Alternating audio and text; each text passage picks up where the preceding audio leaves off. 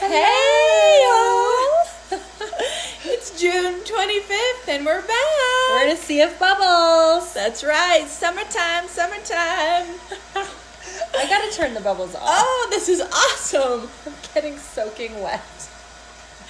Welcome back to Yes. Families of Character Live on Facebook and Instagram. That's right. Welcome back. I'm Sarah. And I'm Jordan. And we're gonna turn this off. Whoa! It's a bubble explosion. Oh my gosh. Oh my gosh. Here, let's fix this situation right here. Let's get straight here. Okie dokie. Y'all, we are coming live at you today to talk about a really important topic. How not To yell at your kids.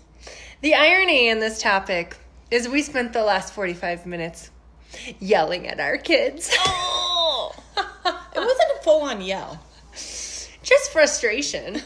That's all. You know, my toddler dumped an entire thing of bubbles on my chair, into my furniture.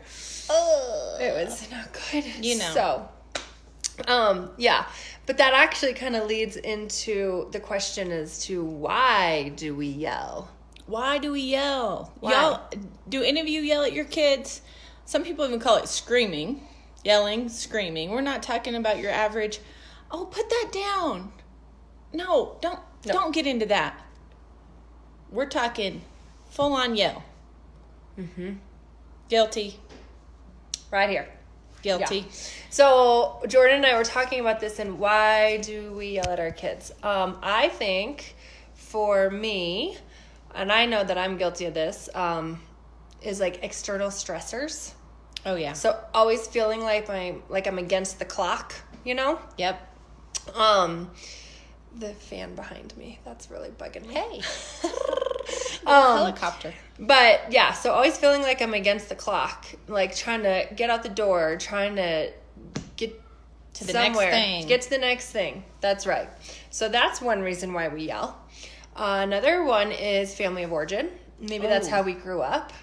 Yeah, definitely. We've talked a lot about on our lives before, just about how the way we were raised really impacts how we parent, right? So whatever was kind of modeled for us, it tends to be the way we parent as well. So yeah, it makes sense. If you grew up in a household where your parents were yellers or screamers and that's how everybody communicated in your household, it That's what you know. rolls on down to the next generation. Yep. Fear or embarrassment. That's another one. I mean, how many of us moms are guilty of yelling at our kid in the grocery store because they're having a temper tantrum? Only to make that situation even worse. Right. Yep. Right. Add fuel to the fire, right? Yeah. Oh my goodness. So true. So, there's a lot of reasons that we yell. Those are just the main ones. They are. The fact remains, all of us have yelled at our kids at some point or another. There's always a spectrum, right? Where maybe you don't yell hardly at all. Maybe you're yelling all the time. You're catching yourself just raising your voice and just popping off at every little thing, And so we just want to kind of talk a little bit about today about just the consequences long term of continuing to yell at our kids. And really, we're not going to come at you with specific tips. This is how you don't yell at your kid. We actually wanted to approach the question of how to not yell at your kids with some actual real concrete ideas and things for us to think about to make us a little bit more intentional. Absolutely. So we hope that you'll walk away from this video in a short 15-minute time snippet with some good ideas and some good things to put into practice and some good things to think about. So absolutely. And one of the things Sarah and I were talking about is if we understood the long-term consequences of our parenting behaviors, we truly knew the impact that our behavior had on our kids long-term, then all of us would change, right? Because we want the best for our kids. We truly want them to be raised with great character traits and feel loved and to not live in fear. And so that kind of got us researching, the overall impact or long-term consequences of continuing to yell. Are we ready for this? Yeah.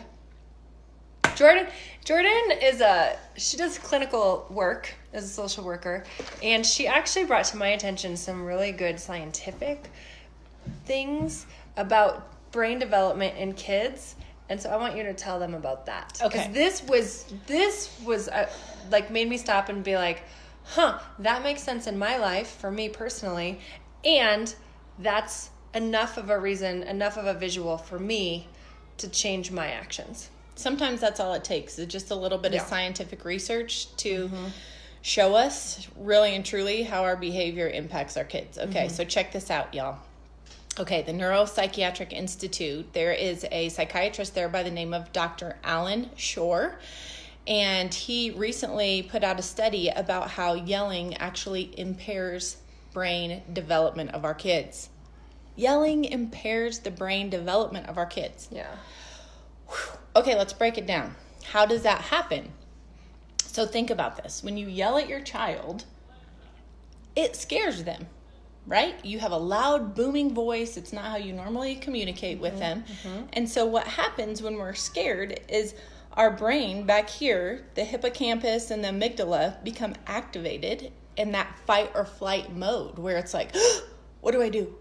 This is different. This is scary. This is unsafe. And they have to figure out quickly how to maneuver. Totally. So they're on edge, and those neurons are just firing like crazy, trying to help them through the situation, right? So what Dr. Shore says is that during a child's development, their brain goes through several kind of pruning stages. So there's like about 5 pruning stages of the brain where the brain has to get rid of some of the neurons to kind of keep up with all the synapsing that the brain needs to do, right? So if the amygdala and the hippocampus are constantly firing, then the brain needs to create more neural pathways back here in order to keep up with that, to keep the child safe and to keep them, functioning. And so what it does, this is so crazy.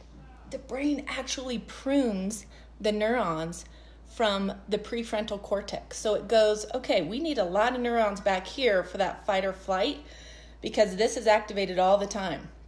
But now we need to trim some of this away.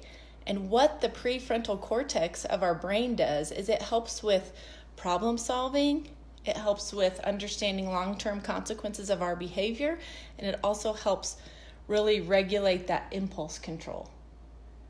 And helps us live in joy. Right. So if the brain is constantly trying to, is in that fight or flight and it's cutting off the neurons up here, that's actually impacting the development of your child's brain. And as parents and as psychiatrists, psychologists, clinical social workers, we're always trying to work with our kids to move from the fight or flight portion of the brain back here up to the reasoning and the problem solving and that impulse control, right? Knowing how to think through something before you behave. That was huge for me. Think about this 10 years from now or 20 years from now. So if your child is, if you're constantly yelling at your children, some of it, family of origin, sometimes that's just what you grow up in, and then you become an adult, how much that tears away from conflict resolution. Oh my goodness. Because you're in that constant fight or flight. Right. Okay. So right now as a child, you're like on edge. When is mom or dad going to yell? When are we going to, when do we need to protect ourselves? This isn't safe. And then like you said, 10 to 20 years from now, you're the adult that is constantly scanning the environment for safety. And if it doesn't seem safe, you run. Yeah. And sometimes, we were talking about this last night, I'm an oldest. Our boys are both oldest, and you're not an oldest. Nope, I'm a middle. But because the oldest sometimes gets the brunt of that, and we were talking about how we see this in our kids, our oldest gets the brunt of it, and that kind of deters them from trying new things. Oh, absolutely. Because they're afraid to. And I've always kind of wondered that. And then when we were talking about this last night, it all came full circle.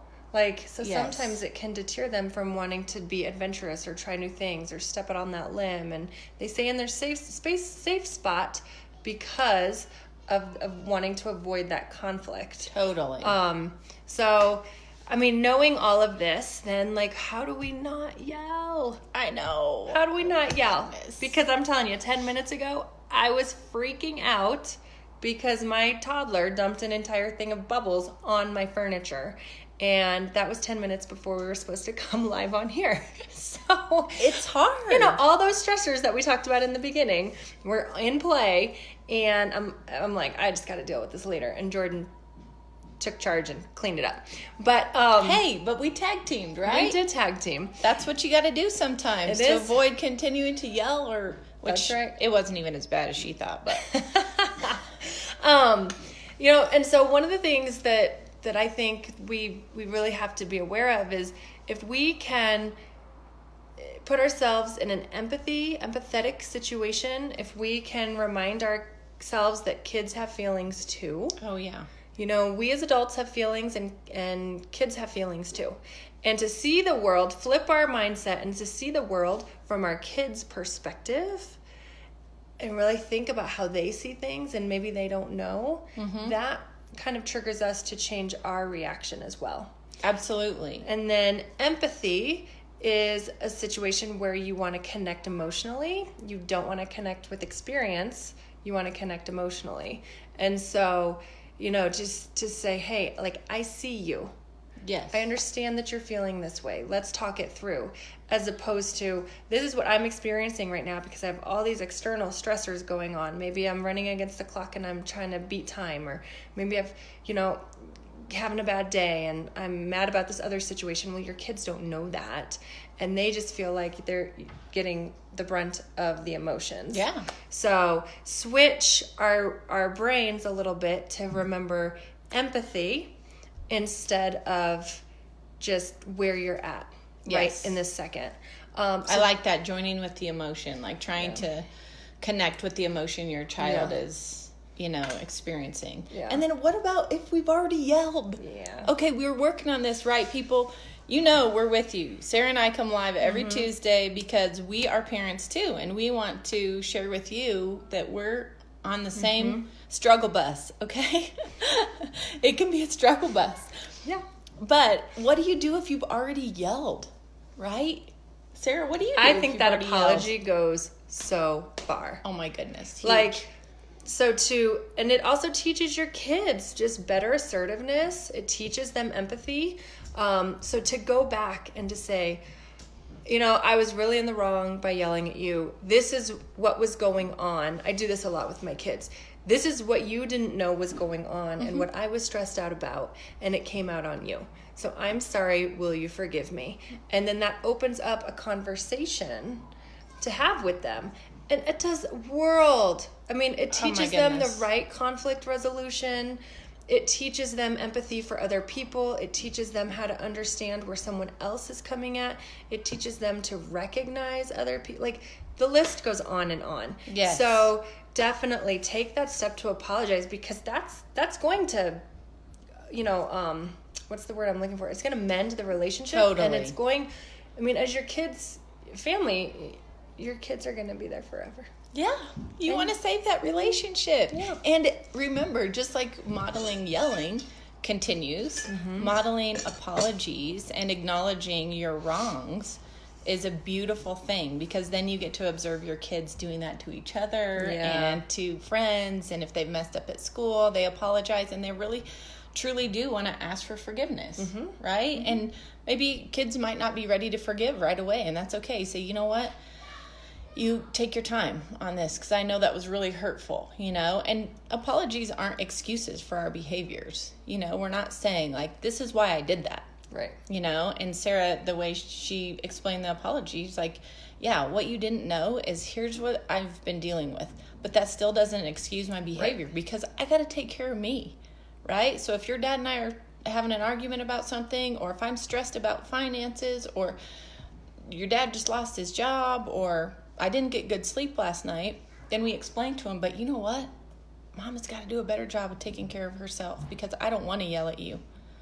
right? Right. I want to talk in a regular voice, and I want us to be able to communicate like that and be that way to each other as a family and outside of our home too. So, whew, That's a lot. that was a lot, y'all. In 15 minutes. We're going to give you nuggets, right? We want to pass on these super helpful Yeah. things that Sarah and I have just digested and been like, whoa, you know, Yeah. this is what we need to understand Yeah. about our parenting behavior. So That's a lot.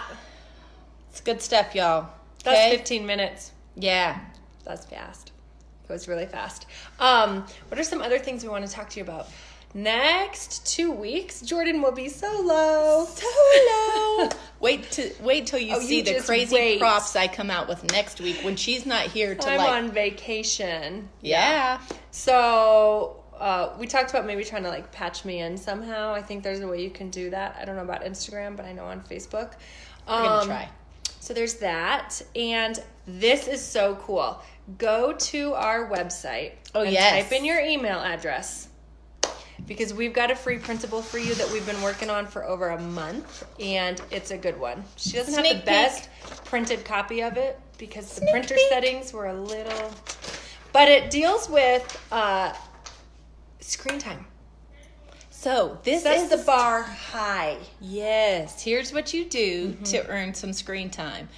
And this little printable, if you'll go to our website, give us your email, sign up for free stuff, print this out, and start using it. This is one of the solutions for how not to yell at your children. That's right. Okay?